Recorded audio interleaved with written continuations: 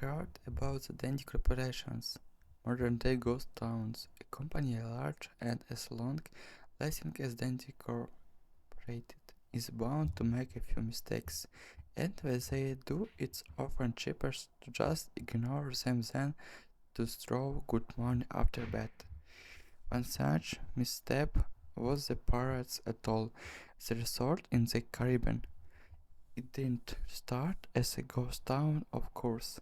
Cruise ships would drop hundreds of passengers off at the resort to relax in luxury. The resort had tiki bars, small collections of exotic animals, and daily live pirate shows.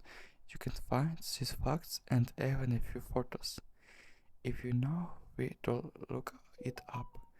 They incorporated blew over $30 billion on the project. That's not typo. $30 million. Then, without warning, they completely abandoned it. Blame was placed on the cruise lines, which were contracted to provide a licensed Dandyland theme. Apparently, they tried to coordinate fees in a predatory manners. They knew the resort would be useless without the ships, and the Dandy had a lot to lose. Local staff on the island we also blamed the showing up late and having poor work ethic. That's where the truthful nature of story ends. It was because of greedy cruise lines, and it mostly definitely wasn't because those dank foreigners are so lazy. No, I very sincerely doubt that those exudes hold water. Why? Because of Primrose Place. Near the beach site, the city of Emerald is in North Carolina. Dandy began constructions of Primrose Place in the late 1990. Conceptually, it was going to be a large medieval forest. The aforementioned place would sit at the center and house the guests. If you're unfamiliar with titular character, you may remember the classic story, The Noble and the Knave. However, most people probably know her from the besides old dandy cartoon of the same name. Primavera is a young lady from a royal family exiled into the primitive wilderness by a cruel nobleman. There they befriend various woodland creatures before being rescued by reformed highwaymen. Primavera's palace was a controversial undertaking from the very beginning. Dandy burst out of town high-priced land for the project, and scandals surround some of the pursuits. The local government claimed eminent domain on people's homes, then immediately sold them Dandy Corporated. One home had just finished construction when it was immediately condemned with no real explanation. The land that had been cited was supposedly intended for some sort of highway project, knowing full well that this way early people started calling it Lemming Lane, a play on their mascot Lucky Lemming and the legend that the creature two parts of their of demise. There was concept art, a few staffed short types from Dandy Corporated held a city meeting. They intended to convince everyone that this project was going to benefit them. It would increase tourism, bringing extra customers to local business. They revealed concept art with a flourish and accompanying upbeat music. Sure, it would impress their audience. When people saw the garish technicolor easier of a building. The surrounding tribal weirdness and staff members dressed wild savage. Long clothes and masks suffice to say everyone flipped their shit. We're talking about a magical castle of sorts in Arcana forest and half-naked servants, not only wood, like being center of relatively wealthy historic area, but also one below the Bible Belt, magic talking animals, and exposed skin very highly controversial at that point in time. One crowd member stormed the stage, in fact, managing to break presentation board over his knee. Then they took the community and essentially broke it over their knee. In response, houses were razed to the ground. Land was cleared. Then once damned thing anyone called to say about it. Local television stations and newspaper were against the building of the resort at first. Then some corporate connections between Dandy Corporate, Media Holding and the local news venues come into play. Their opinions turned on a dime. But I digress. Remember Pirates Atoll in the Caribbean? Dandy sank all that money into it and split it the first thing of trouble. The same thing happened with Premier Pilots. Construction was completed, and visitors stayed at the resort with little to no problems. Smaller surrounding communities were flooded with traffic and the usual annoyances that come with influx of lost and cranky travelers. Then it just stopped. They shut it down and nobody knew what to think. Still, through the lack of answers was confusing. Residents were pretty happy to hear the news. Dandy loss was hilarious and wonderful to a large group of people who didn't want this in the first place. Personally, I didn't give the pilot second truth after hearing it had closed over decade ago, alive about 4 hours from Emerald Isle. So I only managed to hear the rumors and rumblings, no first-hand information made it my way.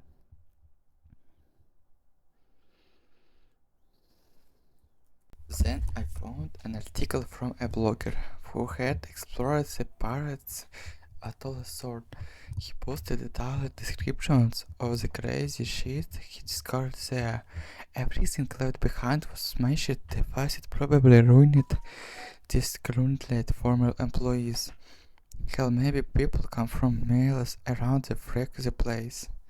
They were probably just as angry about pirates atoll as folks there were about the pilots. There were even rumors that the Incorporated had released aquarium stock into the local waters when they closed it down. This fault included a variety of dangerous invasive species including sharks, who would not want to take swings at them after that. The blog post about pirates atoll got me thinking. Even though many years had passed since closed, I figured it might be interesting to do some urban exploration at Primaris Palace. I could take some photos write about my experience and pretty much copy what this other blogger had done long before me. I might even be able to take something home as a memento. I can say that I heard there it took me around a year after I first found that blog post. Over that time I researched to the resort or rather I tried to naturally non-official danger related website or a source made any mention of the location. They had all been scrubbed clean. Stranger still, I seemed like no one other than myself had truth to talk about the place or even post vacation photos from here. No of the local news sites contained one word about the place. Truth that could be expected.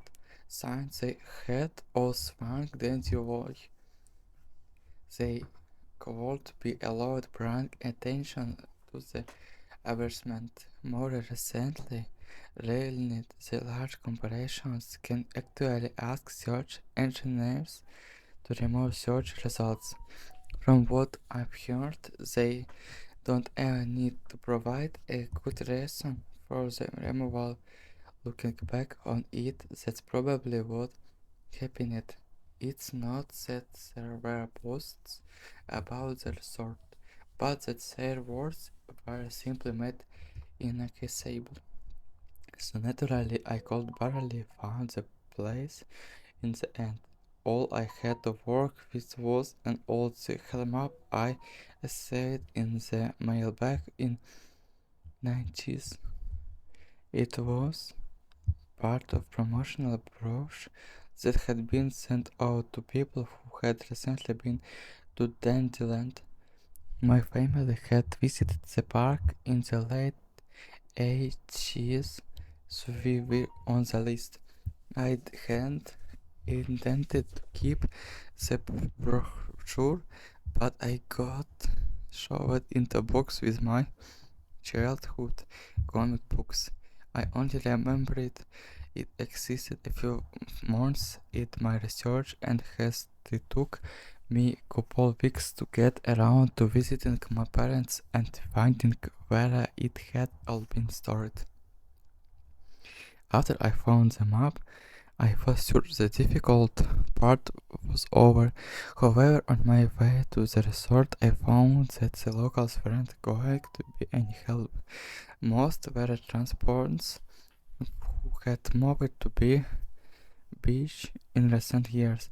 Others were old residents who needed the second I spoke the word primavera or worse yet dainty. The drive took me through an inordinately long corridor of overgrowth. Exotic plants had run rampant and overpopulated the area, mixing with the native species that were responsible willing to reclaim the land. I was in awe when I finally reached the entrance to the main resort. The tremendous monolithic wooden gate still stood, their supports cut from seemed like giant secures. The otherwise majestic gate was guarded by woodpeckers, and the base was slowly being eaten away by prowling insects. Hanging at face level sheet of metal. It was some random scrap with a hand-painted message scrawled in black paint, abandoned by Dandy. Clearly, this was the handiwork of some post-local or employee who wanted to avoid their own small protest. The entrance was open wide enough to slip through, but not wide enough for a vehicle. So grabbing my digital camera flashlight and the brochure, I set off on foot. Flipping the paper over displayed a light of the resort itself. Thus, the landscape was a little less friendly. The inner grounds were just as wild as the entryway. Fruit trees stood intended and granted among piles of their own stinking back-rated rot. There was strange clash between order and chaos as carefully planted rows of perennial flowers brushed space with tall weeds and stinking black-knotted mushrooms. All that remained of any smaller outdoor structures were a pile of broken charred debris. Something that seemed to be an information booth was a now chopped up heap of wood splintered information boards. What vandals had ruined was ruined by inclement weather. What struck me as bizarre was a large statue of Princess Primavera with statue prominently with an curtain in front the place. She was frozen in a delicate wave toward no one, staring into empty space with a demure slight smile as generations of bird shit covered her crown, hair and dress. Ugly thorny vines encircled her platform. I appreciate the building. Any colors lead were washed out and faded, and much of the plaster meant to simulate stonework had cracked from exposure, whereas the paint hand pellet or chipped away. There was copious amounts of graffiti. The front doors weren't just left open. They had been taken completely off their hinges and were seemingly stolen. Both the gaping mouth where the front doors had been, someone had once again painted the phrase, abandoned by Dandy. You're probably waiting to hear about all the same stuff I saw inside the pallets. Forgotten valuables, derelict cash registers, a full-fledged secret society of homeless cannibals. But no, that inside of the building was stark, so bare that I think people may have even stolen the molding off of the walls. Anything that was too big to steal, like counter's desk and giant fake trees rested in an empty echo chamber. Every step I took was aimed like a slow red of a machine gun. I checked the floor plan and I headed to the specific location that seemed interesting. The kitchen was, as you imagine, it was an industrial food prep area with rows of various ingredients. No expenses were spared. Every glass surface was broken. Every door was knocked out of its frame. Every metal surface was kicked and dented. Worst of all, as the entire room smelled like stale, aged peas. The walk-in freezer, not even remotely cool at the point, had row upon row empty shelves. Hooks hung from the carling, most likely for hanging cuts of meat. As I took in the sight for a moment, I noticed that several of them were swinging. Their movements were so slow and small that it was almost impossible to see if you weren't paying attention. I briefly considered that I had been caused by me moving truths, but they were moving in areas I had haven't been to yet. The public bathrooms were in much in the same state, just like the pirates, a taller source someone had methodically smashed yet pork lane commode with whatever was available to throw. About a halving of stagnant water had pooled on the floor, so of course I didn't stay for long.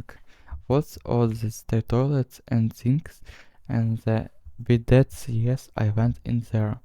All dripped, leaked, or just flowed freely. It seemed to me that the water should be been shut off cured a long time ago. There were plenty of hotel-style rooms in the resort, but I didn't have time to look through them all. The few I did peer into were similarly destroyed, and I would not have realistically found anything interesting in them.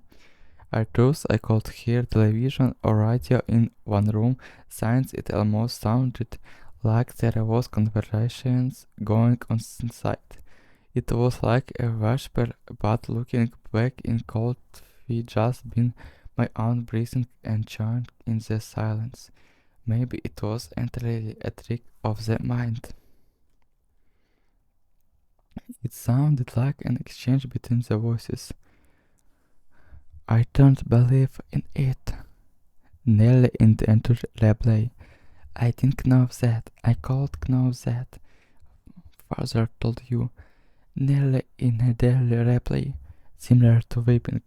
I'm aware of how ridiculous that sounds. Still, I suspended there might have been something running in that room, or worse, some mates had hurried up there and probably would knifed me. When I returned to the front of the pallets, I figured hadn't found anything of note. The trip had been first of time. I was going to drive straight home again. Rather than booking a hotel room, I called and considered it one night vacation. As I looked outside, I noticed a sight, something in the courtyard that I must have missed before. I was something that would give me one really cool thing to show for all my trouble, even if it was just a picture.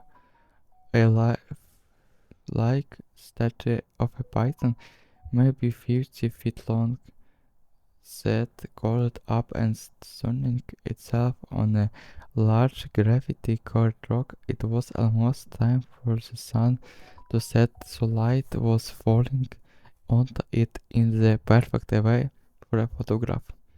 I approached the python and snapped photo. I stood on my toes and snapped another. I moved in closer to be the details of its face. Slowly, casually to the snake, lifted its head and looked directly into my eyes. It turned it, sliced off the rock, across the grass, into the tree line. It had long disappeared in the woods before its tail even left the sink spot.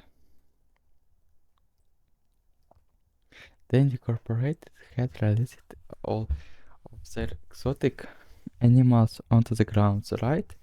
There on my floor plan map was a reptile house. Of course, I should be expected it. I had read about the sharks as parrots at all, and I should have known they would do this. I was dumbfounded. Eternity that faded.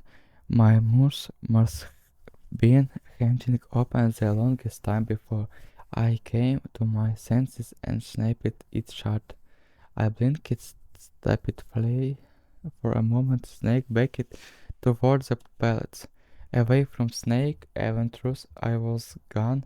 I was taking any chance and restricted to be boldly to gather my wits again. I looked for a pallet, sit down and breathe.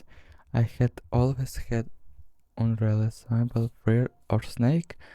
Anything with scales really at the point. My legs felt like they become jelly. Of course, that was no pallet to sit down useless. I wanted to recline in broken glass and a leaf carpet crawling with insects.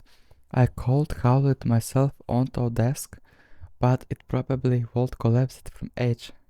I had seen a receding staircase in the lobby and decided to have a seat there until my pulse stopped pointing for my ears.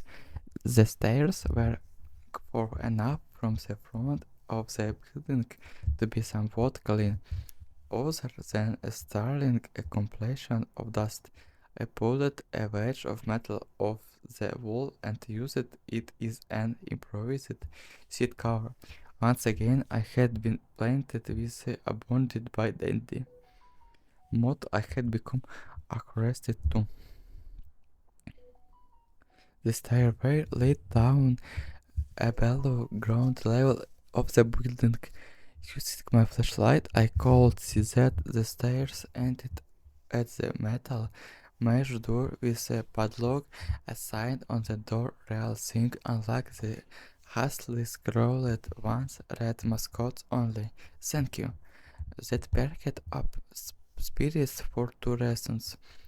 First, a mascot's only area will definitely contain some interesting thing back in the day. Second, the padlock was still in pallets. Nobody had gone down there, nor the vandals, the looters, no one. That was the one place I could actually explore and whereas find really unique stuff photograph or even still. I had come the palace with the decision that I was okay to take something back the proof. After all, the owners clearly I don't care. I didn't have much hope the breaking the lock. Ravages of age weren't powerful enough to corrode the metal that much. What I could do, however, was separate the plate that held the place from the damaged wood in the wall. The screws pulled free easily once applied enough pressure, either other hand truth to bypassing the lock, or it was still too solid when they had tried. The mascot's only area was startling and welcome change from the rest of the pallets. Every second or third floor scanned light was illuminated through their flickered and faded randomly. Nothing has been broken or stolen. Through time and distortion had taken their toll. Tables bore notepads and pens. Clocks hung on the walls, frozen different times. There was punch in the clock, complete with violet or time cards. There were carried around and long rotted out food and drinks set on counter drops. It was like one of those post-apocalyptic movies where everything is left a state of evacuation. As if underrated, the maze like suppressing hallways, the sights become more and more discordant further in desks and tables were knocked over, scattered papers had molted with the damp floor, and large expanse of fungus was slowly overtaking rotted carpet. Everything was just scrooge. Anything made of wood disintegrated into much, even a blade, even the least amount of force. Clothing items left hanging on looks simply fell to moist threads if tried to remove them. One thing that got on my nerves was that the light became more sparse and unreadable as I processed it. I wasn't dark enough the flashlight, but not bright enough to be comfortable. The depths of the sub-basement grew blank and soft-sank. Eventually, I reached a bright yellow door with the words "Mascot Prep 1" listed on its surface. In my excitement, I all but yanked off the door knob. I figured the room held the costumes, and I definitely wanted photograph of that twisted, thinking mess. Try as might, whatever angle or trick I tried, the door won't budge. That is, until acknowledged defeat and begin to walk away. That was when there was a slight popping sound. After this, the door slowly cracked open just a bit. Inside the room was completely dark, pitch black. I used my light to search for a switch on the wall by the door, but there was none. As I focused on the walls, I was jarred of my concentration by a sudden pressing electrical buzz. Rose lights overhead suddenly flashlight to life, flickering and fading like of the other I had passed. I took a second for my ears to adjust, and I seemed as the live light was going to keep growing in the bird lights until the bulbs exploded. Just when truth I would reach that critical stage, they dimmed a bit started. The room was exactly how I had imagined it. Various dainty character costumes hung on the walls like strange cartoon cadavers suspended from invisible noses. What I found odd and what I really needed to make a record of was a lucky lemon custom at the center of the room. Unlike the other customers, it was lying on its back like a murder victim. Its fur was matted and shedding, creating bare patches. What worse, however, was the coloring of the costume. I think mold and mildew must have taken a root seeming to turn it into a far negative version of the actual Lucky Lemming black root where he should have been white fungus lemons where should have been black. His clothes seemed faded and bleached, the opposite of their usual hue. The sight was off-putting that passionate looking at this thing again until I was ready to leave the room. I took pictures of the costumes hung on the walls, upward angles, downward angles, side shots to show an entire row of frozen, blurred cartoon faces. The occasional misted year made it all the more grim. Then I decided as to taste a shot, I was going to palette slice one of the Baratin characters' heads on the slick creamy floor, reaching for the headpiece of a loopy loon costume. I carefully removed it so it wouldn't fall apart in my hands as I looked into the face of the white-eared, moldering head. A loud clattering sound made me jump with fright. Looking down at my feet, I saw a human skull half resting between my shoes. It had fallen out, the mascot had cracked into several pieces. That empty face stared up at me, jaw detached. I dropped the costume head immediately as you'd no doubt expect. I moved for the door, but something stopped me. I looked back to the skull and felt a flash lander. I had to take pictures to show the world. I need proof of this, especially if the Dandy Corporation was going to somehow make this all disappear. I had no doubt in my mind that Dandy was responsible for this event. It was just gross negligence. Whatever happened, this was the real reason the resort had closed. I was the only one who knew me. As I contemplated the implications that when lucky that thought negative opposite characters in the middle of the floor started to get up. First sitting, the climbing to its feet, the lucky living costume or whoever was inside of it stood on oversized and sturdy feet. All I could do was mumble no over and over again at its false face stared me down with an impulsive, pleasant expression. With shaking hands, a violently thrashing heart, in legs that had once again turned to jelly, I managed to lift the camera. It took all of my strength to rise and aim it at the thing that was quietly seizing me up. Had tilted the camera screen displayed only the pixels in the shape of the thing. It was perfect silhouette of the Lucky Lemon costume. As camera shifted and shook in my hands, the dead pixels spread blank the screen, whatever Lucky outline appeared. The camera died. It went black and cold. It was broken, rusted in my ears once again from the black screen in the costume in front of me. Hey, it said in the horse sheet, perfectly sketched Lucky Lemming voice. Wanna see my head come off?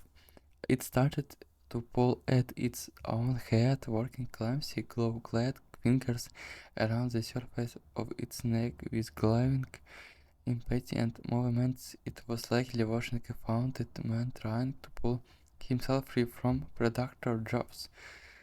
As it worked its digits into the fabric, flesh rolling rivulets oozing cordlet, yellow balls bleeded from what seemed like wounds. At least it looked like bile. Expected blood, ooze, vomit. I had zero interest in finding out. I turned it away as scared, seeking tearing up clothes and flesh. I only cared about getting away. Above the doorway of the room, I saw a funny message carved into metal with fingernail or possibly burned by God. The picture files in the camera were interweaved. I never got my head around writing the blog entry about what happened after I ran from the place, fleeting for my sanity as much as my life. I knew why the Danish corporation didn't want anyone to know about this place.